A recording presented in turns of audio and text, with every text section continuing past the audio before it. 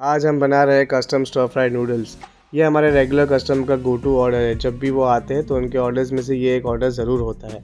ये regular customer और कोई नहीं बल्कि खुद रेस्टोरेंट के ओनर है। इसमें सबसे पहले वॉक को सीज़न करके उसमें कस्टमाइज वेजीज जाती है, जैसे कि कैरेट्स, बेल पेपर्स, कैबेज, और फिर उसको थोड़ा सा ही कुक किया जाता है। ये चाइनीज़ खाने में one of the important things में होते हैं उसके वेजीज। फिर नूडल्स ऐड करेंगे। ये नूडल्स हैंडमेड है।